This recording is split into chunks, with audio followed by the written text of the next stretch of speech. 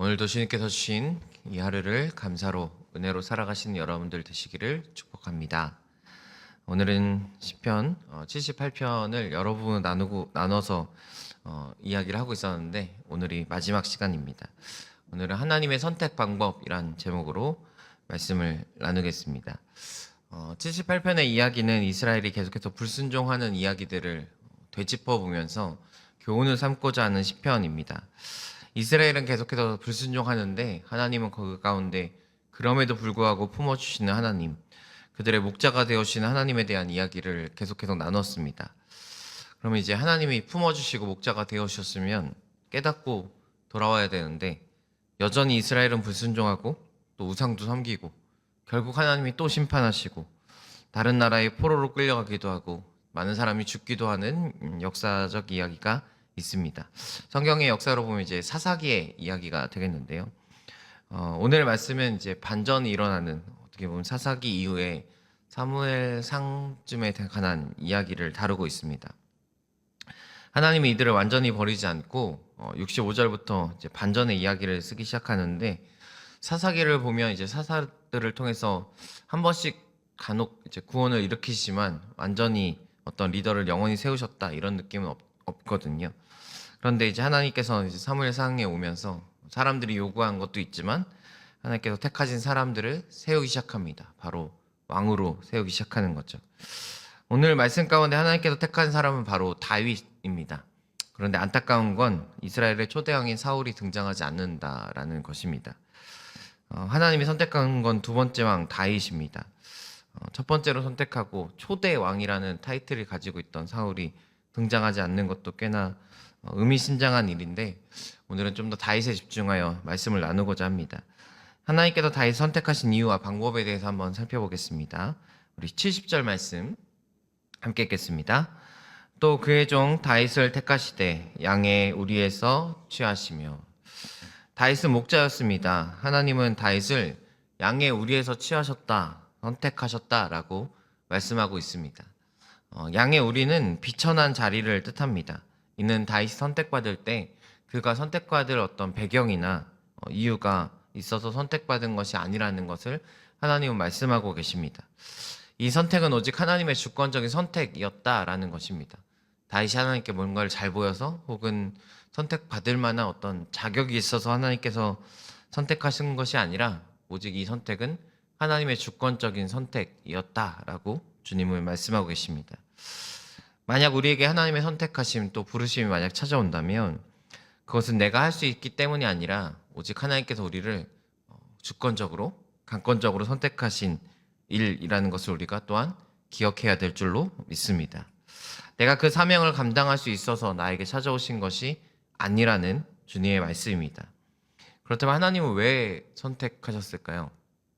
자격도 안 보시고 배경도 안 보시고 뭐 하나 보시는 거 없는 것 같은데 사실 하나님께서 우리를 어떤 하나님의 사역이나 하나님의 역사에 이끄시는 이유는 우리와 함께 하고자 주님이 이끄신다라고 생각이 듭니다.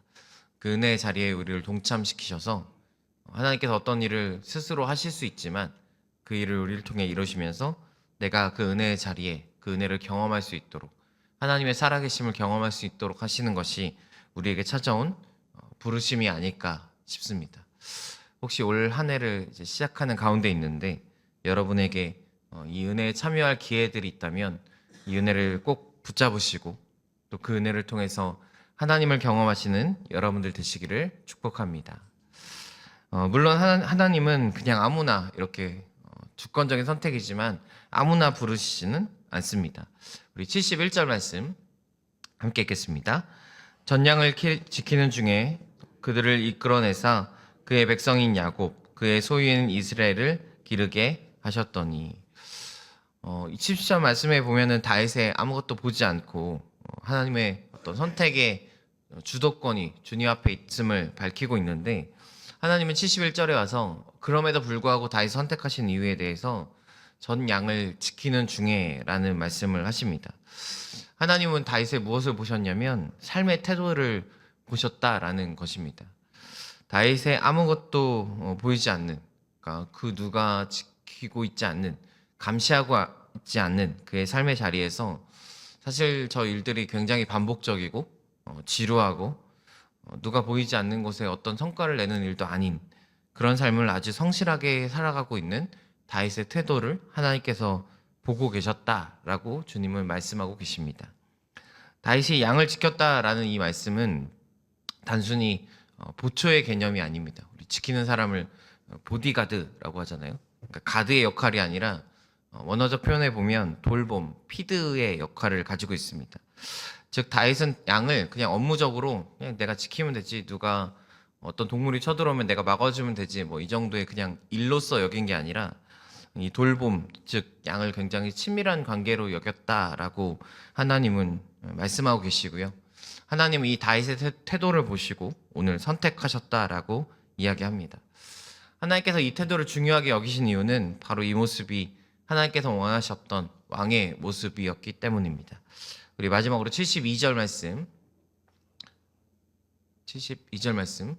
함께 읽겠습니다. 이에 그가 그들을 자기 마음의 완전함으로 기르고 그의 손의 능숙함으로 그들을 지도하였도다. 다윗이 어떻게 이 양들을 돌보고 지켰는지를 두 가지의 태도로 말씀합니다. 하나는 마음의 완전함입니다. 이것은 마음에 흠이 없음을 의미합니다. 다윗은 맡은 일을 할 때 잔꾀를 부리지도 않았고요. 또 성실하게 그 일들을 해나갔음을, 그러니까 그의 마음의 깊숙한 곳에 아주 성실하게 일들을 감당해 나갔음을 주님은 알고 계셨습니다. 또 한 가지는 그의 손의 능숙함인데요. 단순히 성실함만이 아니라 이 성실함 가운데 실력도 갖춘 사람. 다윗은 이 양을 지키기 위한 충분한 실력을 갖추고 또 아주 능숙하게 일들을 감당했던 사람입니다. 이 다윗의 실력은 골리앗과의 전쟁에서 바로 드러나게 되죠. 다윗이 사용했던 물맷돌은 양을 지킬 때 사용했던 물맷돌이고 그가 얼마나 일의 능력을 잘 가다듬고 있었는지를 보여주는 사건이 되었습니다. 하나님께서 보시는 것이 이 두 가지라는 거죠. 성실함과 또 능숙함, 능력을 보신다라는 것입니다. 제가 이 설교 말씀을 준비하는데 제가 보는 이 피드에 밸런스 게임이라고 떴어요. 혹시 밸런스 게임이라고 하시나요? 질문 두 가지를 던지는데 두 가지가 아주 오묘하게 어떤 한 가지를 선택하기 애매한 무게감을 갖고 선택하게 하는 건데, 재밌게도 이런 질문이 떴습니다.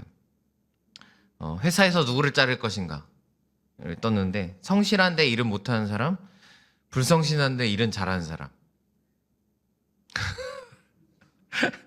한 사람은 정확하게 정시에 출퇴근도 하고요, 늘 자리를 잘 지켜요. 근데 일을 못해요. 근데 한 사람은 맨날 지각도 하고 자리에 없는데 일은 또 잘해요. 누구를 자르시겠습니까? 네. 애매하죠? 네. 이런 게 밸런스 게임인데, 아마 회사 입장이라면 차라리 일을 잘하는 사람을 남길지도 모른다라는 생각이 들더라고요. 그런데 하나님은 뭘 원하시냐면 마음의 완전함과 손의 능숙함, 이 두 가지를 다 갖춘 사람을 원하시는 것이 하나님이십니다. 사실 이 밸런스 게임에 굉장히 맹점이 있는데, 뭔가 한 개를 포기하고 한 개를 선택해야 된다라는 논리를 일단 가지고 있어요. 그런데 하나님은 둘 다를 가지라고 이야기하십니다. 왜냐하면 능숙함이 없는 성실함은요, 무력합니다.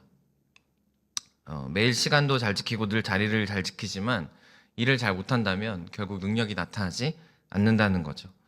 반면에 성실함이 없는 능숙함은 어떨까요? 능력은 있지만 어느 순간 그 성실함이 없을 때 일을 놓치고 그 놓친 일이 사고가 되곤 할 것입니다.